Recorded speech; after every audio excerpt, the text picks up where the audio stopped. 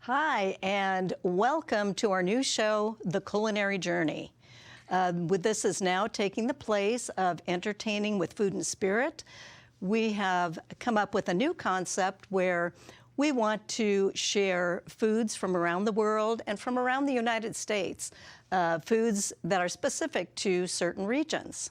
I will talk about today actually is canning because it's harvest season. And fruits and vegetables are at their peak, many of them. And it's time to preserve the freshness so that you can enjoy these in January, February, and through the spring until you're ready to start canning again or just enjoying the fresh fruits and vegetables of the season. So anyway, it is time to grab your balls, and that is ball jars or mason jars, and start canning. First thing I think I'm going to do is put on my apron. Oh, I hope this doesn't hurt my mic.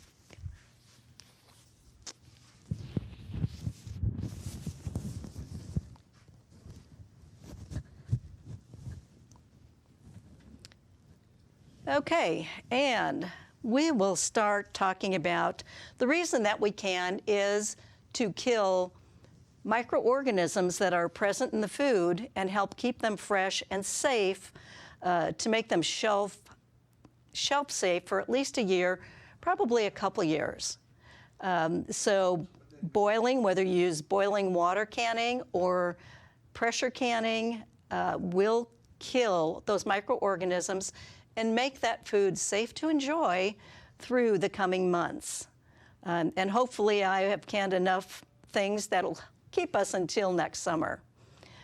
So first of all, I'm going to talk about jars. Ball jars, which have been around for a long time, they are made of a tempered glass that will hold up to the high heats of the boiling water or the pressure and can be used over and over and over again. The products that you buy in the store that come in glass jars, those jars are not necessarily made to withstand the high temperatures that we use in canning. So it is not recommended to use those jars. Invest in ball jars. And once you have a good selection and you use them over and over again, you don't have to invest more. The main thing is when you're giving away your goods, I always say, please give me the empty jars back. But you just keep investing them because you want to share your food with everybody. So anyway, this is a pint jar. This is a jelly jar or half pint. And a cute little jar. A lot of times if there's just a little bit left over, I'll put the food in the little one, can it, and sometimes just put it in the refrigerator to enjoy right away. Now, each jar is going to come with a lid and a band. Lids should not be reused. They are only meant to use once. They have this little sealing compound around the edge. And what you want to do is either put them in boiling water, or what I do with my magnet is dip it into the boiling water that's in the canner. That will go ahead and swell this up when I'm ready to put it on the jar and create a really good seal. Your band, these are called bands, and once you've got your lid on, put on your band, and you only want it finger tight. You don't want it too tight. So jars, like I said, come in different sizes. We have a quart here, which all my quart jars are full, so I don't have an empty. And then there's also pint wide mouth jars. And you can see the difference, hopefully. The wide mouth jars are good for peaches, or even if you're going to leave your pickles whole, works really good. You can get them out a lot easier. So of course they have wide mouth lids and bands. Now, I was saying that lids should only be used once, and there's a couple reasons for that. Once you break the seal, and the way that I use it is with an old-fashioned, we call them church can opener. You know, like for condensed milk, a lot of times you use this type of can opener. But if you have a really good seal and you put it at the edge, well, that is going to put a little dent into your lid, and you're not going to be able to use, you're never going to get another good seal. But they are not meant to be reused. So once you're done with it, you've cleaned out the jar, throw it away. I'm going to go through all the different tools that you're going to need for canning. And they're, oh boy, all my new toys. I've been canning for about 4 years now, so keep learning more and more all the time. So you've got your jars, and then of course you will need measuring spoons. Like I said, the opener, a knife, because you're going to need to cut the food unless you're leaving your pickles whole. A canning funnel, and you'll see how handy this comes in as we demonstrate putting the product into the jar.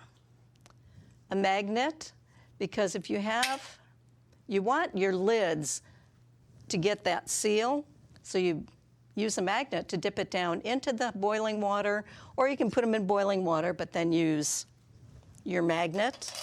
And this is a fun little toy that my husband gave me so that I didn't have to burn my fingers taking lids out, or it just makes it easy. And let's see what else, a jar lifter. You need a jar lifter because your canner is going to have boiling water. So these work wonderful. And look for a lifter that does have rubber around the lifting edges. It really helps grasp the jar so you can hang on to it. Of course, you'll need measuring cup, tongs, basic kitchen tools, cutting board, ladle, something to go around the edge of the jar to get air out, and you don't want to have a metal spatula. It needs to be something other than metal. And I think if I didn't show tongs, we've got tongs. The other thing I'm going to talk about are pans. The pots and pans that you use for preparing your recipe need to be non-reactive. Your reactive pans are copper, cast iron, and aluminum. What happens is they can react with acidity in certain foods, like lemons, tomatoes, and can put a metallic taste into your food. So you want to avoid those. Best are stainless steel and enameled ceramic or glass. You won't have any funny taste, and they will prepare your product beautifully. You also want a heavy bottom in your pan, very important, because you use it a lot, and again, at very high temperatures. So we've got our pans. Depending on what you're doing, you may need different bowls, or sometimes we've got, golly, when I'm doing salsa, we set up a system. I've got a production line, so we need a couple bowls. You know, first you're going to take the skins off your tomatoes, and from the boiling water, of course, you put them into an ice bath. A couple other little products that we have are the pickle crisp. Pickles can become soggy or kind of break down, and you want to keep them crisp. So if you're canning pickles, which are one of the most common foods to can, it's good to have pickle crisp on hand. And the other thing is citric acid. Yeah, mainly when you're doing tomato things like marinara, spaghetti sauce with meat, so that low acid comes up just a little bit. So those are all of our measuring cups, of course, cutting board. And our canners. This is just a regular boiling water. You know, you put a rack in the bottom. You do not want the bottom of the jars touching the bottom of the pan. They could burst. So you need to insert a rack. Most canners will come with a rack that you put into the bottom. This one, of course, you're going to fill with water. It's not a pressure canner. It is strictly boiling water. This wonderful canner is electric, and this is new to me. My husband bought it for me this summer, and I am having a blast with it. And we'll have to chuckle because some friends came over when I had it out on the counter. She's been canning a long time, and I would call her an expert. She looked at it, and Rusty and Shannon talked about it, and Rusty and Terry talked about it, and within a couple days, Shannon had her own electric canner. I did research canners before purchasing and deciding that I wanted the Presto. It is amazing. It does both pressure and boiling water, which makes it so easy. You don't have to stand over your stove with a boiling water and watch it and make sure that the temperature stays the same.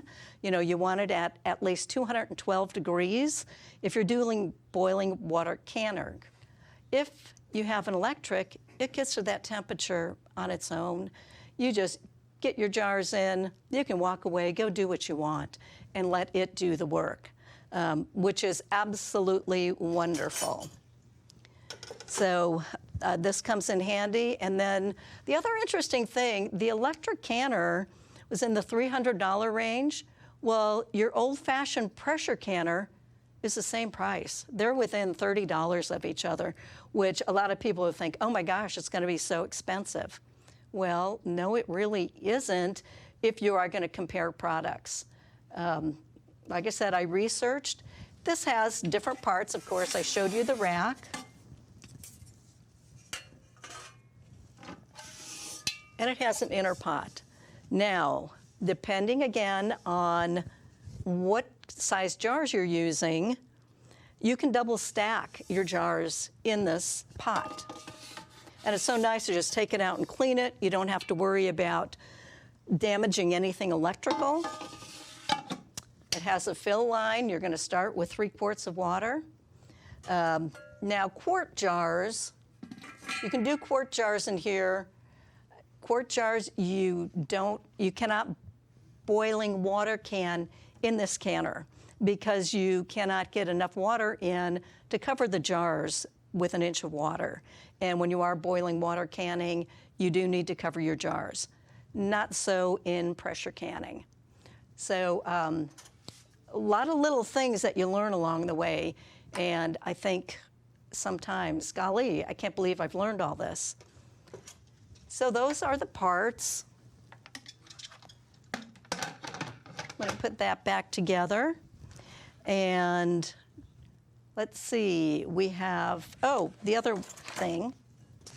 This comes with this wonderful little card that explains on one side, step by step, your boiling water. I just keep this on the countertop so that when I am doing the boiling water, I see step by step what I need to do with this little control knob here. And on the other side is pressure canning. So, and when I first was reading the little book, I thought, oh my gosh, I don't think I like this thing.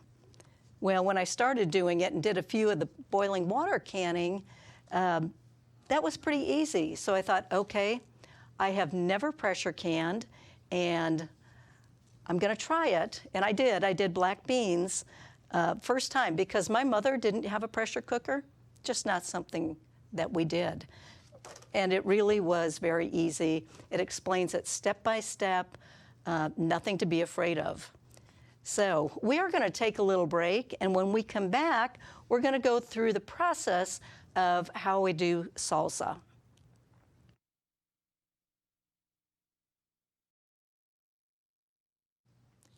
Welcome back. Well, we are going to get started on how I like to make salsa, and we will go through step by step. And the first thing, decide on your recipe. Are you going to use one from a book? And when you're selecting a recipe, very important that you select something that has been tested. People usually do not get sick from home canned foods. It's very, very rare. But they do they really stress, use tested recipes. And I don't have the ball preserving book, but I think I am going to get one. I've learned a lot from just reading little books. I have Can and Ferment It, which is they go through and explain everything in the process. The way that I do salsa, I don't do it from scratch. I do use Mrs. Wage's, and it is very good. And I'll tell you the difference when I use medium or mild versus hot. Our favorite is the hot salsa, and it's not unusual for us to go through a jar of salsa in a month. So I have to can lots of that, and of course best when tomatoes are at their peak. So you're going to start by first filling your pot with water to blanch your tomatoes. You get it to boiling, put your tomatoes in, and you want them to be in there for 2 to 3 minutes usually. And pull them out with your tongs. And I prepped this one, and you can see how easily the skin comes off. This is Terry's job, by the way.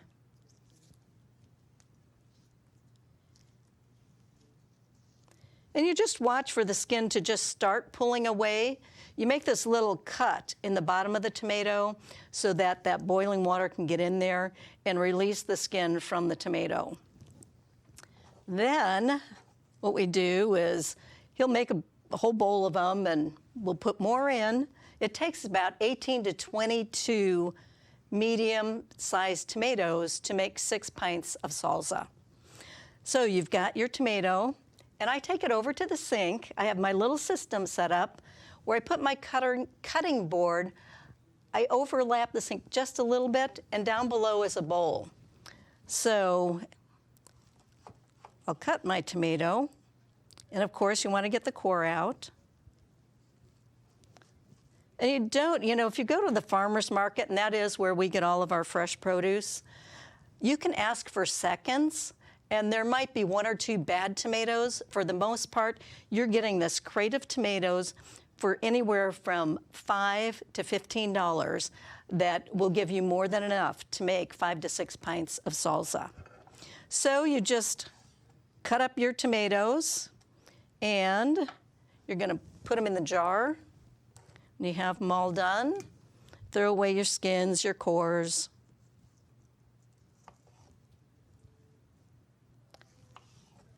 Some people will take out the seeds and the juice. Actually, KitchenAid has a wonderful little attachment that you can put the tomato on, and it will take out the cores and seeds. Another thing to know about tomatoes, the tomato itself usually is not inflammatory. It is the seeds that cause inflammation in your stomach, or a lot of people can't eat them, and it's mainly because of the seeds. So a lot of times when I'm making salsa from scratch, I do take the seeds out of the tomatoes. So when we have all of our tomatoes done, you're going to take them over to the stove and put them in your pot, because this is going to be cooked. Get all your flavors together before you actually can it. So while it's cooking, we're going to put that in. We're going to add our salsa. You're going to add a ½ cup of vinegar, and you want to make sure that it's 5% acidity. Very important, because that is your preservative. Now the other thing, this is a medium, so I like to add roasted poblanos, or I've got cayennes, I've got jalapenos and serrano chilies. Just put them in a toaster oven or your oven, or even an air fryer. and roast them for about 10 minutes. You take them out, pull the core, the stem, and you can chop it up and throw them in with the salsa for a little bit more flavor. And you could do this with really any of the packaged goods. So you're going to bring it to a boil and let it simmer for 10 minutes. If it's too loose of a salsa, you can always boil it down just a little bit more. So while that's being done, we're going to come over to our canner and get it ready. Now, you want to make sure, first of all, if you're pressure canning, that your vent is clean and you can see through. We're going to do boiling water. You want to make sure that your seal is tight. This is removable, but your top and your outer pot of the canner cannot be submerged in water, but of course this can be washed with a rag, soap and water. So our seal is nice and tight. We're going to put 3 quarts of water into our canner, and there's a fill line so that you can see. The first step, we're going to plug this in so I can show you.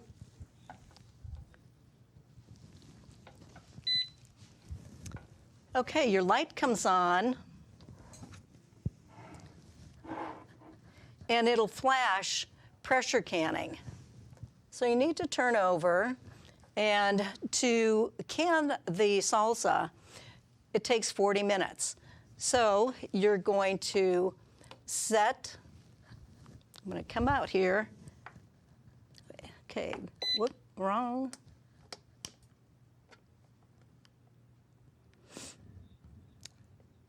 Put your time in. And it'll say insert jars. Well, what I like to do is, this actually sterilizes your jars. You want them cleaned with hot, soapy water, but you can run them through the dishwasher is another way to make sure that they're clean. And take them out. You're going to fill each jar, let's say if you're going to do 6 pints, halfway with water. You're going to go ahead and put them in without any lids and bands. And this is going to start heating once you've got all your jars in here. The next step then, once they're heated, it will say fill jars. So at that time, your salsa over here in the pan should be ready. So what you'll need to do is one by one, and you take one out, you fill it, you get it ready before you go on to the next jar. So you're going to lift it, dump your water out, take it over to your pan, and I have 2 towels here. Get rid of this guy.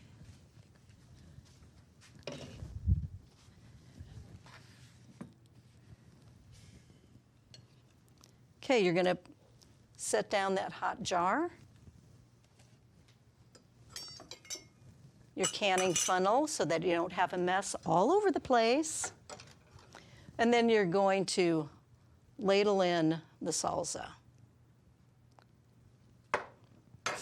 When you're done, set that down. Oh, I almost always forget this step. You want to go around the outside to get any air bubbles, and this is where they say use a non-metal spatula. Okay, I'm going to take my lid, I'm going to put it down in the hot water and hold it for a moment. I'm going to dip my rag into some hot water. You want to, again, clean this rim. Make sure there is nothing on it because it will affect the seal. You're going to seal your jar. Put your band on, and you only want it finger tight. You don't want to over tighten it because you need to let the air escape during the canning process. So once that's ready,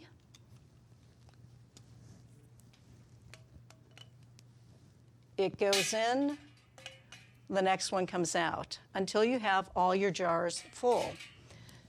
Now, you want to make sure that these jars are covered by at least an inch of water. And there probably isn't going to be enough water in here. You're going to have to add boiling water. So I usually have another pan going, and it'll take probably another 3 quarts of water on the stove or in the microwave, and then just pour it.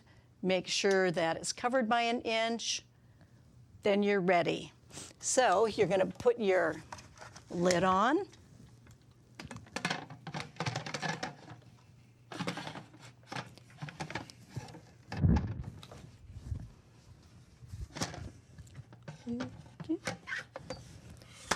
Turn it, tighten it.